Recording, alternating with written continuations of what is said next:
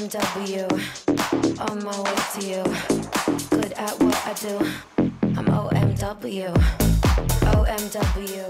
제가 생각하기에도 이제 한국에 있는 대부분 채굴을 하시는 분들은 이더리움을 하고 계시는 것 같은데, 그 많은 사람들이 전부 다 한국뿐만 아니라 전 세계에서 지금 이더리움을 채굴하고 있는 사람들은 2.0으로 가게 되면은 가장 많이 갈 곳이 이더리움 클래식이라고 이렇게 생각을 할 수 있을 것 같은데, 그랬을 경우에 이더리움 클래식의 해시 파워도 굉장히 많이 올라갈 거잖아요. 그러면은 이더리움 클래식의 굉장히 이거는 어떻게 호재라고 봐도 되는 걸까요? 사실 이 호재는 계속 정기적으로 툭툭 튀어나왔어요. 그런 호재가 대두가 될 때면 쭉 올랐다가 또 이제 잠잠히 좀 떨어지고 올랐다가 떨어지고 이게 계속 있었는데, 호재는 될 수 있다고 생각하는데, 근데 막상 이더리움이 포스를 하고 나면 정말 그게 될지 안 될지는 가봐야 알 수 있거든요.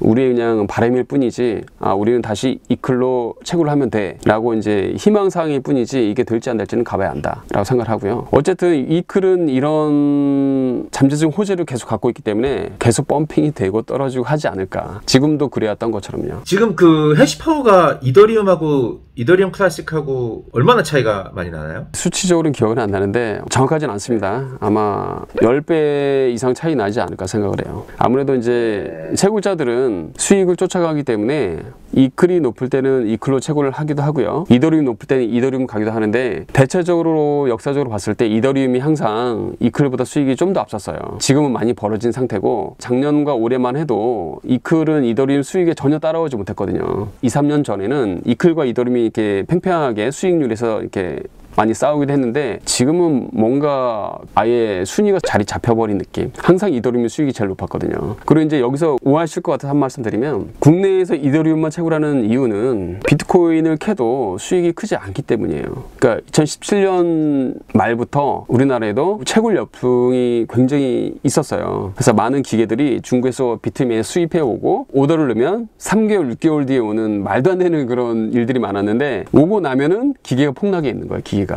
기계값이 예를 들어서 500만 원 주고 샀는데 와서 보니까 250만 원으로 떨어져 있는 거예요, 가격이. 비트메인의 판매 전략이 좀 특이하긴 하는데, 만약에 이제 국내에도 충분히 비트코인을 채굴해도 수익이 된다면 아마 또 대량의 어떤 채굴 붐이 일어나지 않을까. 그래서 비트코인이 채굴 붐이 오지 않았기 때문에 국내에는 어쩌면 뭐 올 수도 있지 않을까. 그게 뭐 올해가 될지 내년 될지 모르겠지만 물론 안 올 수도 있습니다. 알겠습니다. 한국에서 그 채굴 사업에 대한 비즈니스 허가를 낼 때 어떤 형태의 허가를 받는 건가요? 제가 알기로는 있어요. 뭐 마이닝 되는 업종이 있는 걸로 아는데, 그게 워낙 생소하다 보니까 그냥 채굴하신 분들은 아예 법이 없다라고 생각을 하고 있고요. 저도 그렇게 생각을 하고 있어요. 네. 어차피 한국에서는 불법만 아니면 경제활동은 누구나 자유롭게 할 수 있는 거니까, 이게 합법이 아니라면 불법도 아니거든요, 이게. 그래서 현재는 그냥 원하시면 채굴업을 하셔도 되고, 딱히 뭐 한전이나 정부에서 제재하는 게 없기 때문에 뭐 문제는 없거든요. 하시는 사업자에다가 그냥 채굴자 하나 더 차려가지고 하시지 않을까. 알겠습니다. 채굴자들은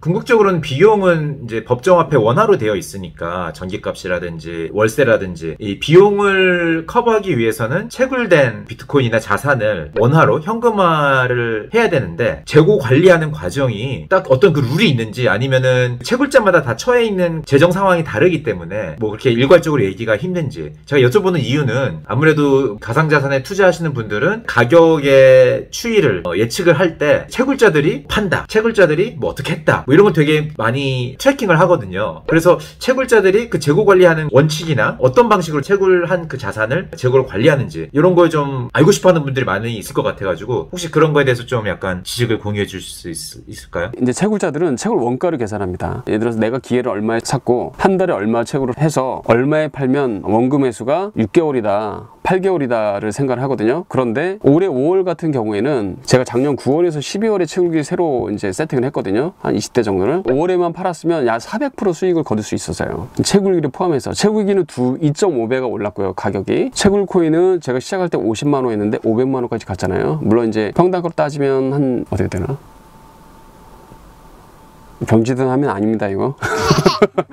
일단 시세가 좋을 때는 채굴자들이 기존에 모았던 코인을 팔려는 경향이 있어요. 왜냐면 채굴자들도 원금을 회수를 해야 되니까요. 그래야 마음을 편하게 그 다음 채굴된 코인을 그냥 가지고 있어도 되고 팔아도 되는 거니까 마음 편하게. 근데 이제 아직 원금 회수를 못했는데 뭐 비트코인 폭락을 해서 이더리움도 폭락을 했다면 그때부터 이제 손익분기점이 점점 멀어지는 게 나오거든요. 그러면 내가 이 시점에서 ROI가 길어진 시점에서 채굴된 코인을 바로 팔아버리면 확정 수익이 되는 거잖아요. 그러니까 ROI는 계속 멀어지는 거죠. 근데 그거를 이제 심리적으로 위축이 되기 때문에 그냥 모아두는 겁니다. 킵해뒀다가 시세가 좋을 때 팔아야지, 이 생각을 다 하고 있거든요. 그래야 그동안 ROI가 길어졌던 코인을 모아놨다가 수익이 좋을 때 팔면 그게 순식간에 단축이 되기 때문에 이제 그런 계산들을 하고 살아요. 그래서 아마 2월, 3월, 4월, 5월에 코인을 많이 매각을 했을 거예요, 채굴자들이. 근데 지금 또 잘 안 팝니다. 지금은 많이 떨어진 상태고, 물론 지금도 수익이 나쁘진 않아요. 그런데 500만 원 받기 때문에 사람들이 팔기는 쉽지는 않다. 적어도 350, 400이는 돼야 팔 생각을 하고 있지, 지금은 이제 심리적으로 계속 모아가고 있는 단계고요. 물론 계속 이더리움이 200만 원 밑에 떨어지고 100만 원 간다면 마지막 순간에 다 던지겠죠. 누군가는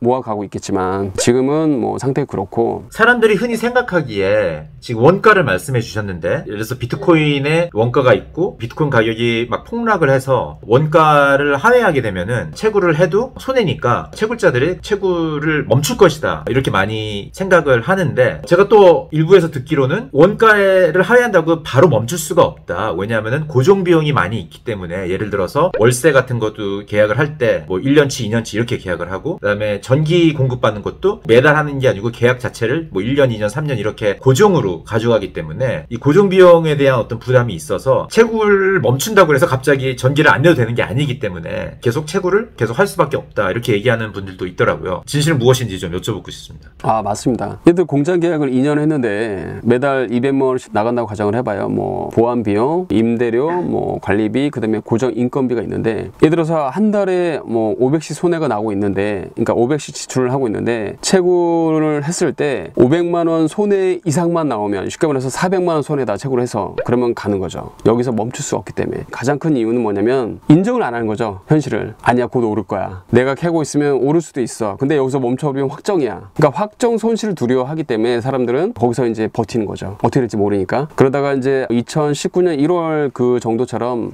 바닥이 엄청나게 오래 지속이 될 때는 이제 그때는 포기할 수밖에 없죠. 공장 임대 기간도 끝나가고 아무리 봐도 비트코인 회생 시기 뭐 그런 게 안 보이고 그랬을 때 이제 다 포기할 수 있는데, 채굴을 시작한 지 얼마 안 됐기 때문에 작년 9월 10월부터 본격적으로 이제 붐이 일어났거든요, 채굴이. 근데 아직 1년도 안 됐잖아요. 대부분의 공장들이 2년 계약을 하고 최소 1년 계약을 하기 때문에 보통은 2년이거든요. 보통 2년 끝날 때까지는 웬만해서는 큰 손해 아니면 거의 다 돌립니다. 그리고 스스로에게 하는 게 뭐냐면 심리적인 것도 있는데, 내가 손해를 보면서 채굴을 하고 있는데 과연 내 이 코인을 팔아야 되는 게 맞느냐, 자기 암시를 하는 거죠. 안 팔 거야, 나는 이렇게 모아서 끝까지 갈 거야. 물론 끝까지 못 가는 사람들이 대부분이죠. 작년 1월 같은 경우는 못 버티죠, 사람들이. 저도 공장을 그때 두세 개를 닫았고. 그러니까 결국에는 버티는 사람과 못 버티는 사람의 차이는, 다른 자금줄이 있으면은 손해가 나는 기간에도 버티면서 팔지 않고 언젠가 회복될지 모르는 그거를 기다리면서 계속 채굴을 하는 거고, 다른 자금줄이 없어서 도저히 못 버티는 사람은 포기를 하면서 그냥 중단이 되는 거고,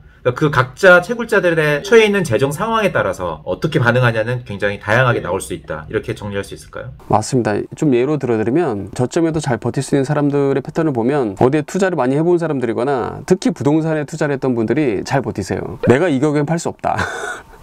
이제 부동산에서 습관화돼 있다 보니까 그냥 묻어두는 거예요. 고객분 중에 한 분이 저희 채굴장에서 한 200개 정도 이더리움 채굴 하시고 50개를 사용하시고 50개를 그냥 묻어놨어요. 2년 동안 엄청난 스트레스 받으시면서 머리에 지워버린 거예요, 그냥. 그랬다가 갑자기 올해 연락이 오셨어요. 나 코인 팔고 싶다고. 그때 시세를 보니까 6억이더라고요. 그래서 이렇게 뭐 성공하신 분도 계시고, 그분이 투자하신 거는 1억도 안 되거든요. 그분도 이제 부동산을 주로 하시는 분이었고, 아무래도 투자를 좀 해보신 분들이 멘탈 면에서 더 강하지 않나, 이런 생각이 듭니다. 결국은 존버는 승리한다는 말이 맞는 말인 건가요, 그러면? 결국 맞은 거지. 이게 결과적인 얘기라, 이렇게 올랐으니까 그런 말 할 수 있는 거지, 떨어졌으면 또 틀린 말이 듣겠죠. 사실 결과적인 얘기는 어디든지 있으니까 지금까지는 맞았습니다, 제가 보기에는.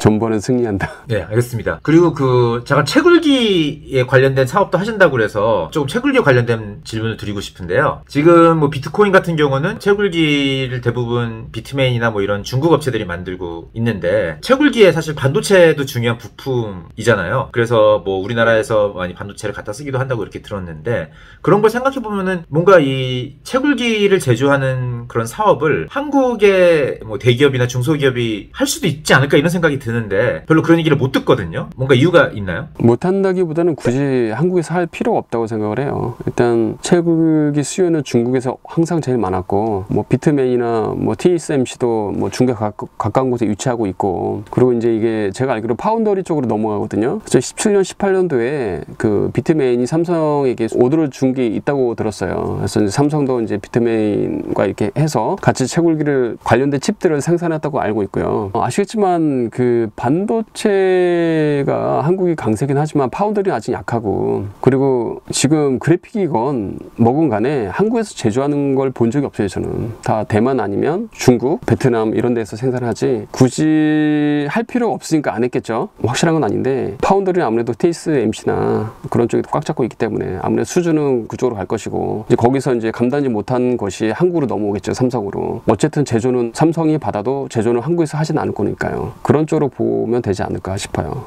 네, 알겠습니다. 2017년부터 쭉 채굴 관련된 사업을 하신 분 입장에서 봤을 때 대한민국의 어떤 채굴 관련된 사업? 뭐 더 크게는 블록체인 관련된 사업에 있어서 이랬으면 좋겠다 저랬으면 좋겠다 하는 위시리스트가 있으면은 들어보고 싶습니다.